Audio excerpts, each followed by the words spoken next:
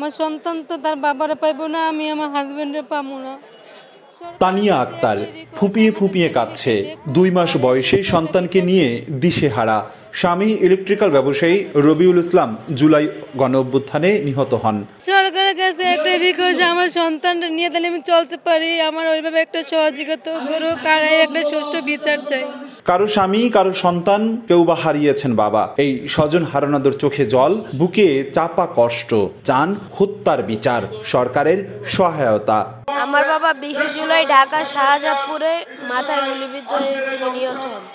এখন আমাদের কর্মজীবী সে একজনই ছিল, কিন্তু আমাদের দেখার মতন কেউ নেই। এখন আমার মা বাবা আমাদের সংসার দেখভাল করে। সে বারবার বিএনপির জন্য কারা নির্যাতিত হয়েছে, আমি তাকে কখনই ঘরে রাখতে পারিনি।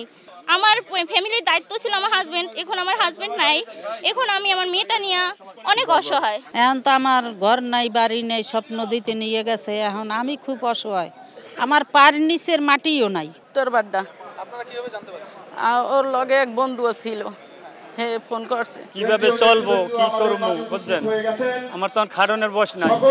ন্যায় বিচার পাইতে পারে, যার এইভাবে একটা স্বৈরাচারী সরকার আমাদের উপরে এরকমের যে একটা স্টিমরোল চালাবে, এইভাবে হাজার হাজার প্রাণ কেড়ে নেবে।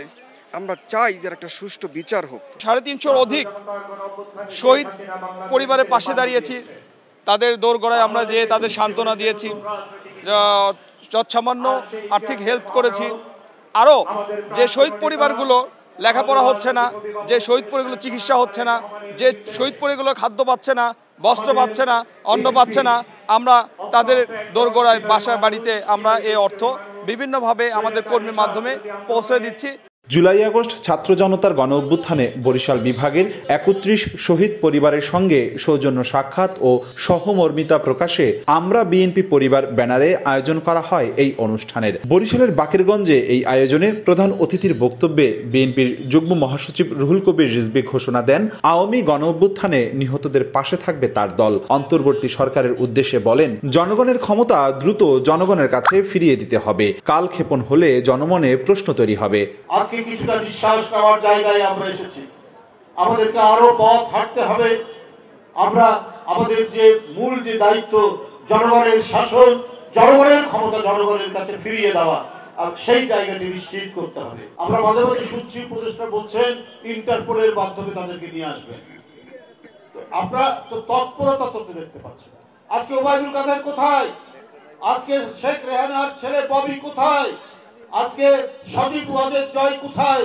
এরা এই বাংলাদেশে মাফিয়া লীগ তৈরি করেছিল, মাফিয়া তন্ত্র তৈরি করেছিল, এবং তারা রাজপুত্রের মতো গোটা বাংলাদেশকে একটা তাদের নিজস্ব জমিদারিতে পরিণত করেছে। এদের বিচার হবে না?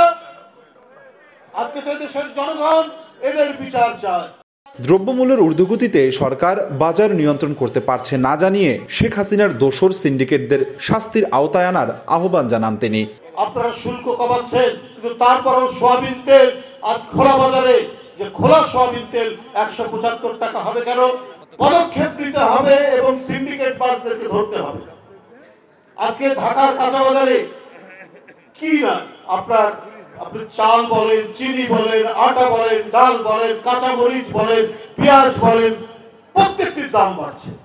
আমরা বারবার বলেছি সরকারের প্রধান দায়িত্ব হচ্ছে যারা সিন্ডিকেট করে তাদেরকে ধরা, যারা এই সমস্ত বিভিন্ন চক্র তৈরি করেছে তাদেরকে ধরা, এবং এই চক্রের যারা নেপথ্য নায়ক, যারা এই চক্রের চক্রান্তকারী, সবই হচ্ছে শেখ হাসিনার দোষ।